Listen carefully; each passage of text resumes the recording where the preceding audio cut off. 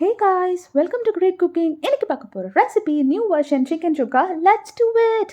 1 teaspoon அளவுக்கு black pepper, 1 teaspoon அளவுக்கு சோம்பு, 1 டீஸ்பூன் அளவுக்கு சீரகம், 3 டீஸ்பூன் அளவுக்கு மல்லி, அதுக்கப்புறம் ஒரு 10 காஞ்ச மிளகாய், இது கூட 2 துண்டு பட்டை, ஒரு 4 கிராம்பு, இதெல்லாம் சேர்த்து ட்ரை ரோஸ்ட் பண்ணி எடுத்துக்கோங்க. அதுக்கப்புறமா ஒரு கடாயில் 3 டேபிள் ஸ்பூன் அளவுக்கு எண்ணெய் சேர்த்துக்கோங்க. எண்ணெய் சூடானதுக்கப்புறமா ஒரு 15 சின்ன வெங்காயம் அதை நீங்கள் ஆட் பண்ணிக்கோங்க. இது கூடவே நான் 15 பல் பூண்டு அதையும் சேர்த்துக்கிறேன். சேர்த்துட்டு ஒரு 2 சின்ன துண்டு இஞ்சி அதையும் சேர்த்துக்கோங்க. சேர்த்துட்டு ஒரு கோலி குண்டு சைஸ் அளவுக்கு புளி அதையும் ஆட் பண்ணிவிட்டு இதை நல்லா வதக்கிட்டு எடுத்துக்கோங்க. இது ஒரு 90% அளவுக்கு வதங்கணும். இந்த பச்சை ஸ்மெல் எல்லாமே நல்லா போகணும். அதுக்கப்புறமா நான் ஒரு 4-5 ஸ்லைசஸ் தேங்காய் அது வச்சுருக்கேன். அதையும் இதில் சேர்த்துட்டு லைட்டாக ரோஸ்ட் பண்ணி எடுத்து வச்சுக்கோங்க. இதை நம்ம முன்னாடி ட்ரை ரோஸ்ட் பண்ணியிருந்தோம்ல, அந்த மசாலா கூட சேர்த்து லைட்டாக மஞ்சத்தூள் போட்டு தண்ணி ஊற்றி அரைச்சி வச்சுக்கோங்க.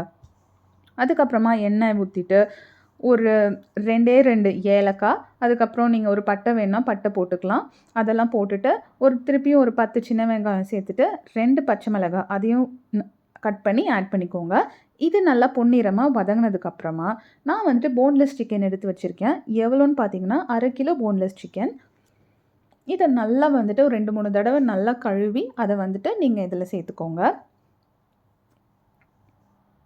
இதை நல்லா மிக்ஸ் பண்ணிக்கோங்க. சிக்கன்லேயே ஆல்ரெடி நமக்கு தண்ணி விடும். ஸோ இந்த டைமில் நீங்கள் தண்ணிலாம் எதுவும் சேர்த்துக்க வேண்டாம்.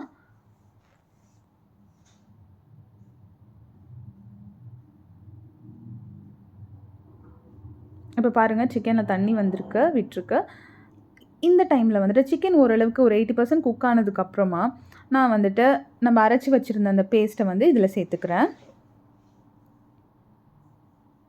இந்த பேஸ்ட்டு தான் கம்ப்ளீட் மசாலாவே உங்களுக்கு சூப்பராக இருக்கும்.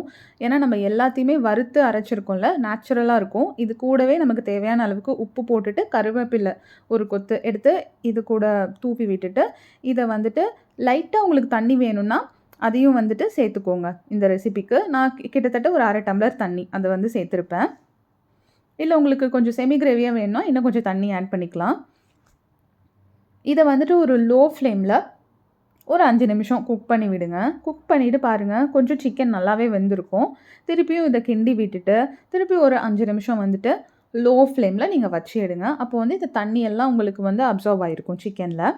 இதுக்கு நான் கூட சாப்பிட்றதுக்கு ரசம் தான் செஞ்சுருக்கேன்.